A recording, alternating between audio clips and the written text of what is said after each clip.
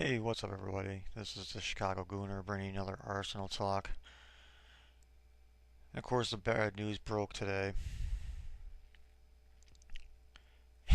You know, it's almost like fate.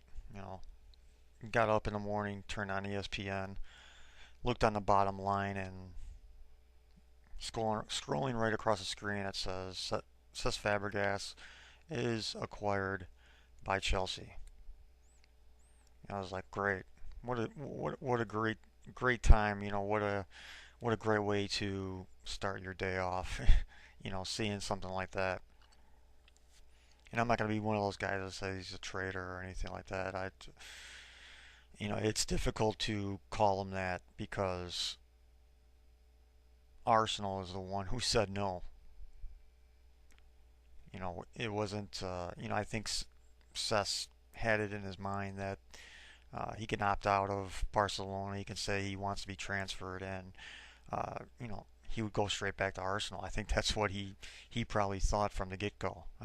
He probably said, you know what, I'm just going to go back to Arsenal, no problem. Arsene Wenger will never say no to me. Arsenal will never say no to me. Well, they said no, and now he's going to be right across the street, basically playing at Stamford Bridge, playing in a Chelsea shirt, which as a fan of Arsenal, as a huge fan of Cesc Fabregas, it makes me sick to my stomach. But I can't be mad at him. I can't hate him for it because Arsenal is the one who said no. People want to call him a traitor. I mean, where else was he gonna go play? He wanted to come back to the EPL. That was his whole plan to come back to Arsenal. But of course, Arsene Wenger said no. So where else was he supposed to go? The only people that were really interested in him because he wanted to return to the English Premier League was Chelsea and Manchester United. Of course, someone of Ces's quality, he wants to play Champions League football. He wants to play for titles. He wants to be in the mix. Of course, Manchester United right now, they don't have European football. They're not going to be playing in Europe at all, not even in the Europa League. So why would he go there? And then plus, I mean, Chelsea, they can offer just about anything they want as far as wages.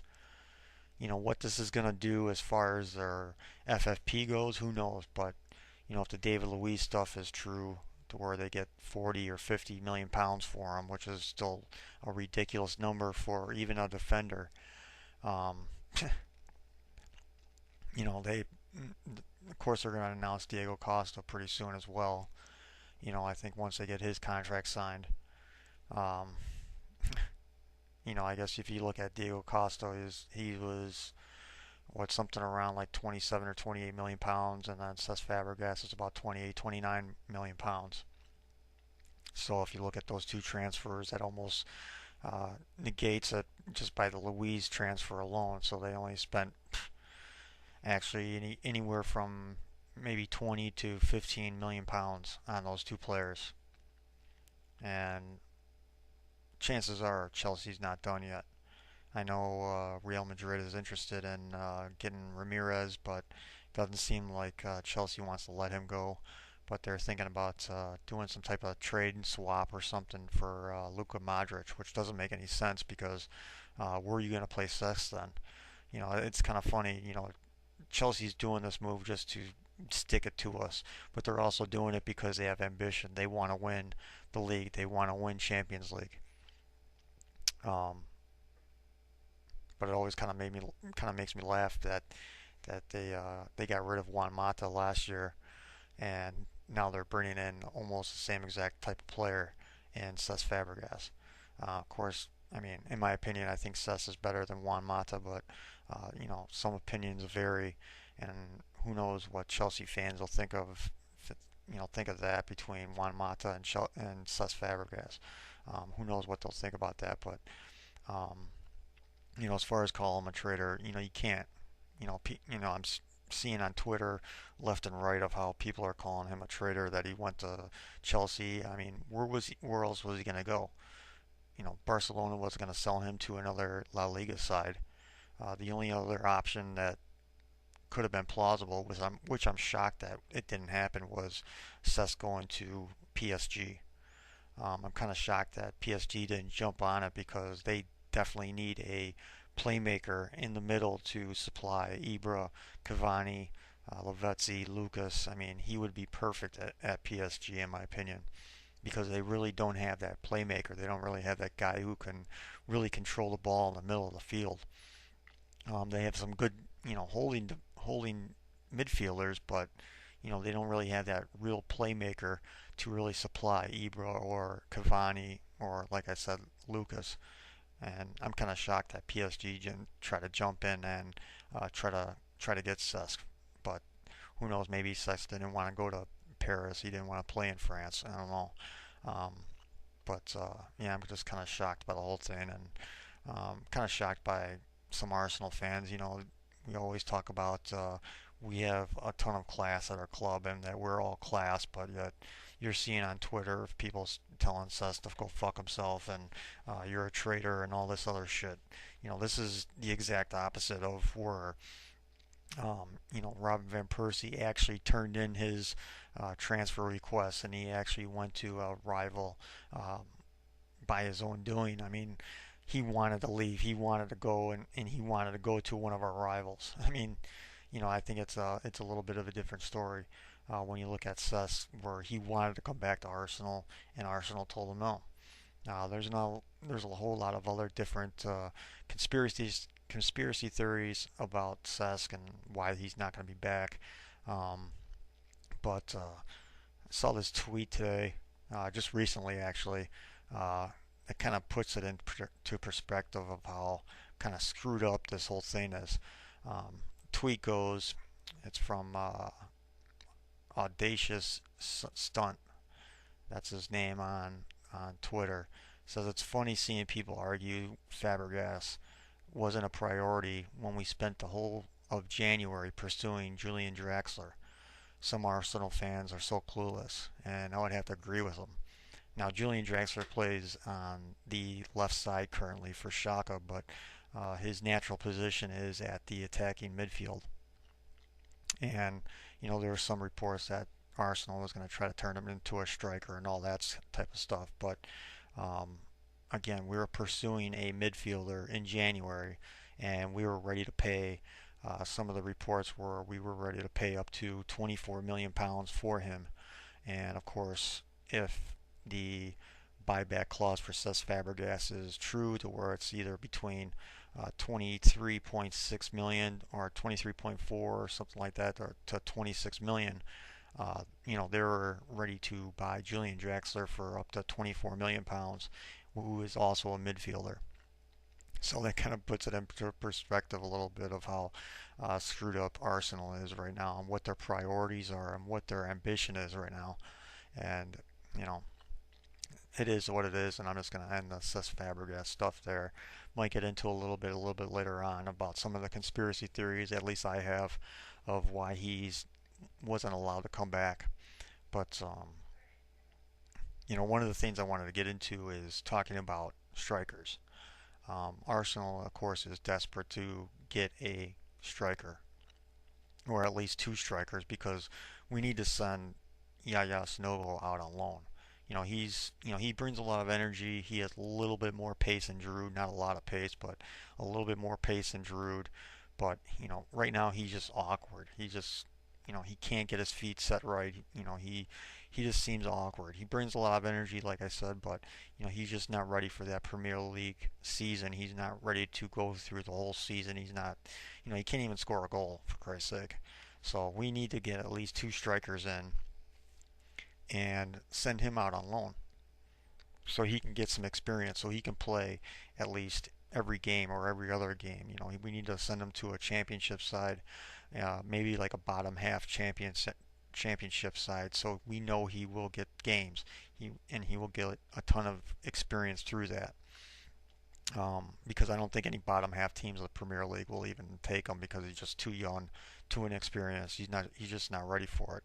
So I think a championship side would do wonders for Yaya Sanogo because obviously Wenger, has confidence in him. He thinks he's going to be something good because in the under 20 World Cup, there was two players on the France team that won it that people said who are going to be great in the future, and that was Paul Pogba and of course Yaya Sanogo. Um, but yeah, we need two strikers, and of course people are calling out for we need a world class striker. Well, I'm sorry, but we're not going to get one.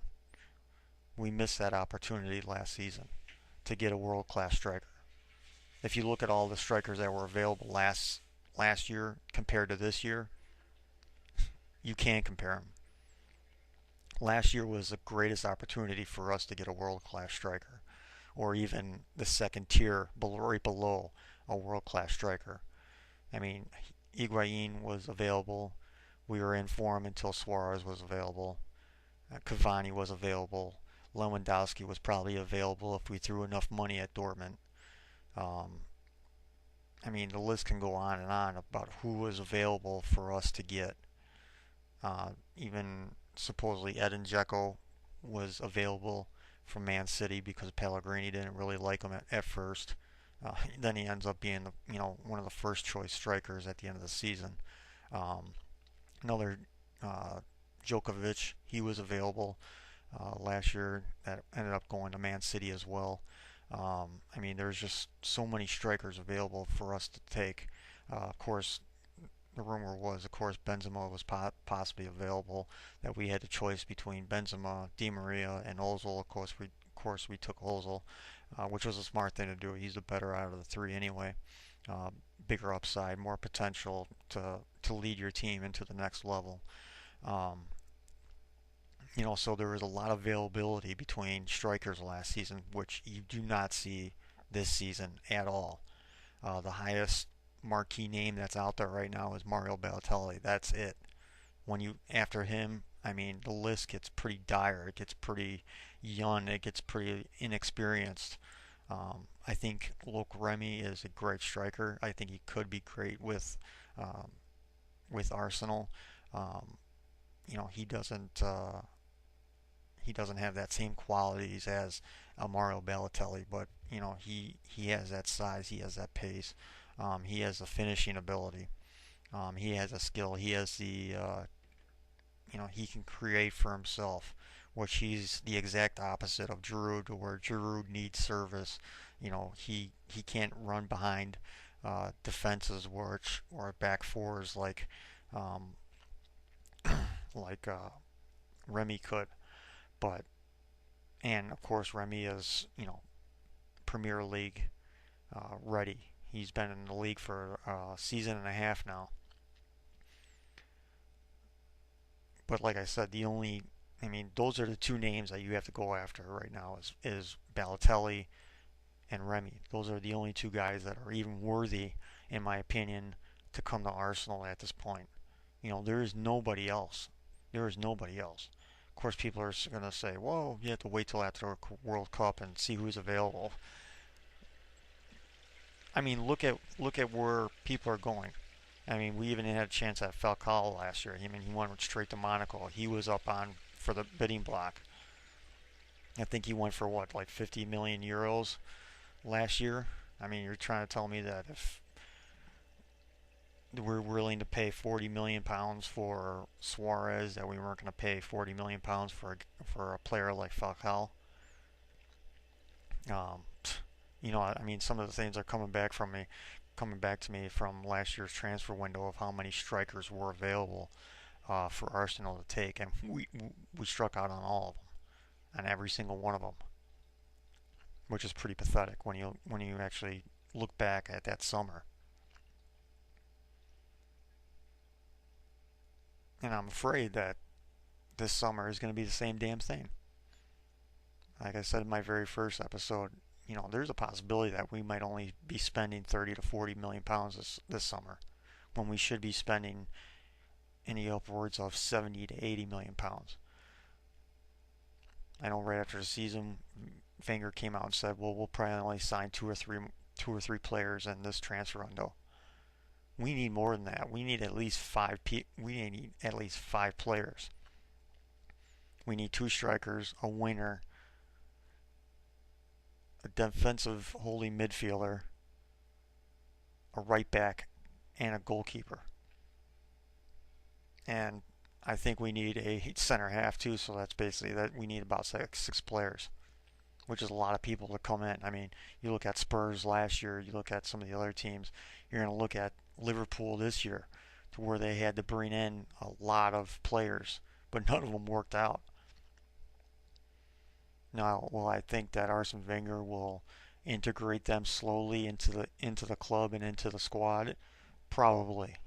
Arsene is, when it comes to that type of stuff. When it comes to Arsene, the manager, he's great. But Arsene, the businessman, he's just terrible at the transfer market. So if Arsenal fans are expecting a world-class striker to come in this season, don't, because you're just going to be disappointed. Because the biggest name that's out there right now, and the only big name that's out there right now, is Mario Balotelli. And there's some Arsenal fans who are just like, we don't want him. He's too much of a nuthead. Which I don't understand. People are willing to, people are still talking about Luis Suarez. That we should have got him. If we got him, we would have won the league last season. Which I don't understand. Luis Suarez makes Mario Balotelli look like a fucking saint. And let's break down Luis Suarez a little bit and some of his antics over the last 3 or 4 years. You go back to the 2010 World Cup. He robbed Ghana of a semifinal berth in the World Cup. In their home continent. He robbed them of a handball that was going in. That's number one. Number two, when he got to the Premier League, going through the lines, Manchester United, he wouldn't shake Patrice Evra's hand. Later saying that I don't shake hands with those type of people. Meaning black people. So number two, he's a racist. Number three, 2 seasons ago, Ivanovic from Chelsea gets bitten. He actually bit someone on the pitch during a game, physically trying to hurt someone during a match. So if you look at Luis Suarez, he's a cheater, he's a racist, and he's a biter. But yes, Arsenal fans were ready to take him in. Arsenal fans wanted to bring him in, but they don't want to bring in Mario Balotelli. I follow him on Twitter, and the guy is hilarious. He could be almost like another Lucas Podolski with his sense of humor, and I know sometimes once in a while he won't show up to games or something like that, but if you look at his half a season with AC Milan, when he came over from Manchester City, he carried AC Milan through that whole half a season, and he gave them a Champions League berth, a Champions League spot, because of his play and his play alone. I think he scored something like in 8 or 9 straight games. He had an amazing half a season with AC Milan. It was because of him that they made Champions League. Or you might be looking at AC Milan 2 years in a row not making Champions League. Because you saw what happened this past season, especially when Mario Balotelli was injured.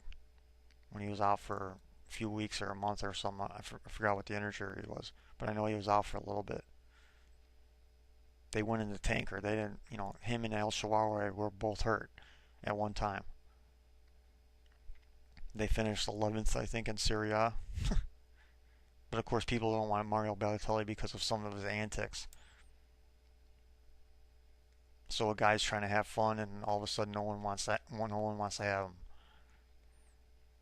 But yet they were gonna take Luis Suarez on, which I don't understand either. Like people are saying that, Arsene Wenger won't want anything to do with Mario Balotelli. Why not? Like I said, Luis Suarez makes Balotelli look like a fucking saint.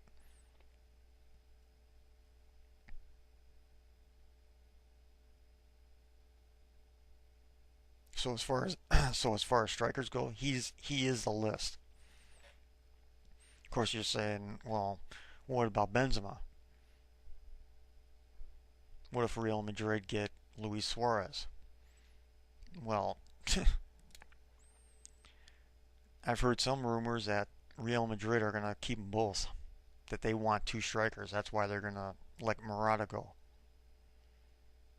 That's why they're going to let him go out on loan. That's why they're going to just let him go, period, if they get a buyback clause in his contract for when they sell him. And of course, the price on Morata is ridiculous. I think uh, Real Madrid wants something like 24 million pounds if they don't want a buyback clause, which is ridiculous. You don't pay that type of money for that type of striker who's that inexperienced. I'd rather just start Yaya Sanogo every game, to be honest with you. But of course, you're saying, well, what about Benzema? He might be available. Do we have to wait until Real Madrid do their business before we do our business? How many years do we have to do this? Because last year, that's what happened to us. We had to wait till Gareth Bale's transfer was complete before we got Ozil. Because Real Madrid wasn't going to release him to us if Bale didn't come. They were going to keep him.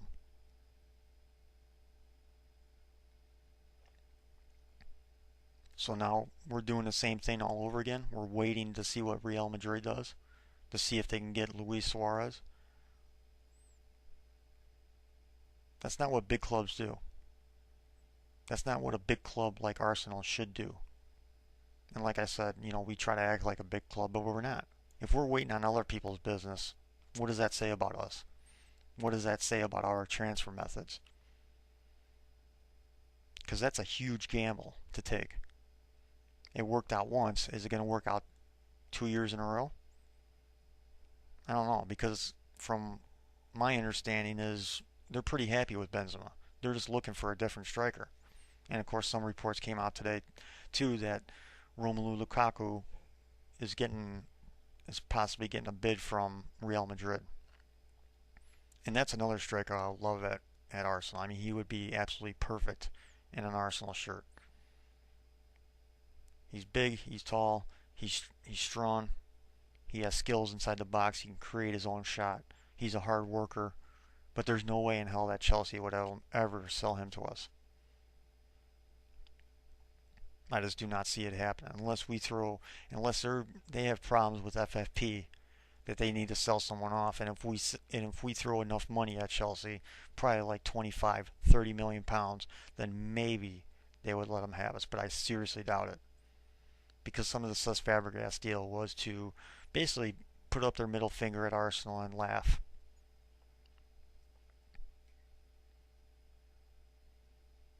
But as far as strikers go, I'm not expecting a world-class striker. If we can get Balotelli, then to me that's a world-class striker because he has all the tools. And you can see his desire to win. I've watched a lot of AC Milan games over the past year, and you can see how badly that guy wants to win. And plus, why wouldn't you want some guy with a sense of humor in the locker room? We already have Lucas Podolski for that as well. Why not bring two guys in? You know how relaxed the dressing room might be before a game, after a game. You know how deadly that front line would be between Mesut Ozil, Theo Walcott, Oxlade-Chamberlain, Mario Balotelli, and then Aaron Ramsey, the ninja assassin, backing them all up. You know how deadly that would be? You know how many goals we would score? We would probably average at least 3, 4 goals a game with that group, with that front line.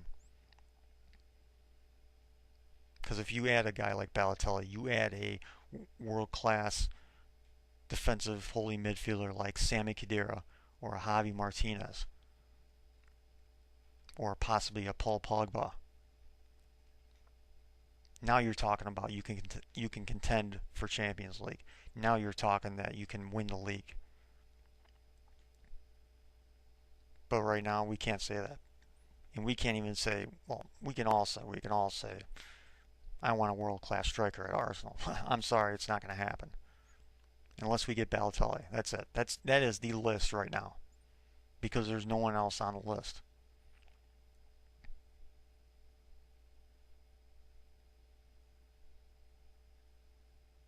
Because there's no other strikers coming out and say, you know, I want to leave. Someone else sign me up. There's Mario Mandzukic, but for the love of God, I mean, he is another Oliver Giroud. Why do we need another guy like that? Arsene Wenger has to get it out of his head. These statues do not work. These statues do not win the Premier League.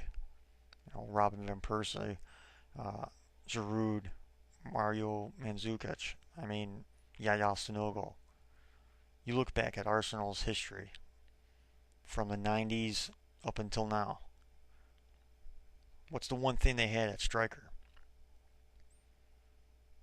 A striker that had pace and skill, and it was a great finisher. Ian Wright, Thierry Henry. I don't know what happened to Arsene over the years. Robin van Persie, he was a world-class striker. But he didn't win us anything. The guys who won us stuff had pace and skill and were great finishers. They could get behind a back four easily. And we have the player to do that too. Mesut Ozil is one of the best passers, has the best vision, has some of the best awareness in the game today. And if we don't get that pacey striker in at Arsenal, we're just wasting his talents. Because there's no telling right now when Theo Walcott is coming back. An ACL injury is not something to joke around about. It's not something that you can just come right back to it. Most ACL injuries, you're out for at least 8 months to a year. So there's no timetable right now when Theo will even come back. And plus you have to really look at what's happening with Ox. With that little scare he had against Ecuador. That terrible challenge that he just sprained supposedly, or he just, his right knee. He sprained his right knee or whatever. He sprained the ligaments. He didn't tear anything, which is good.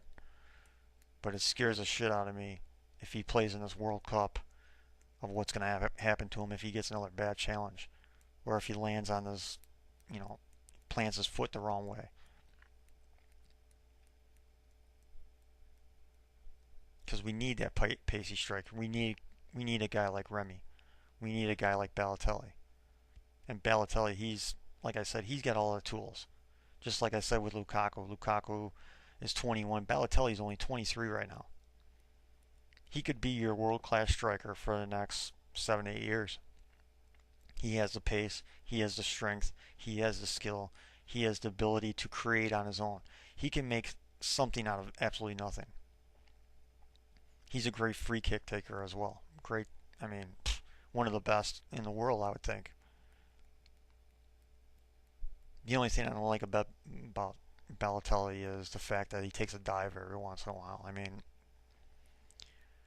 Every player does that, but he's kind of notorious for that. So if he does come to the club, which I'm praying that he does, that we're gonna have to really take a step back about calling people divers, because he's one of the best out there.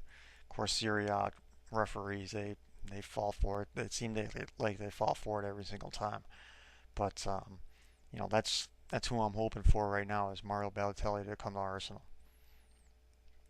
And people are saying, well, he's immature. Well, maybe he's starting to grow up. People are looking at the old Mario Balotelli when he was, 18, 19, 20 years old. He's 23 now. He just got engaged to his girlfriend. Maybe he's looking at it differently now. Maybe he's finally kind of matured. But what guy or girl can look at themselves in the mirror and says, sometimes I love acting like a kid sometimes.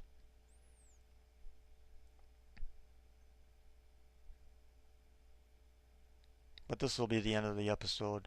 I think in the next episode I'm going to be going over some defensive holding midfielders that we're in for and talk about them and talk about their qualities and if they'll be a good fit for Arsenal Football Club or not. Um, but up until then, again, World Cup started today. Brazil. Fred took a dive, which was ridiculous. That Japanese referee needs to look at himself in the mirror and I don't know, maybe not ever referee another World Cup match ever again. But enjoy the rest of the World Cup. Enjoy the weekend, and we'll see you with another episode possibly this weekend. So have a good weekend. Later.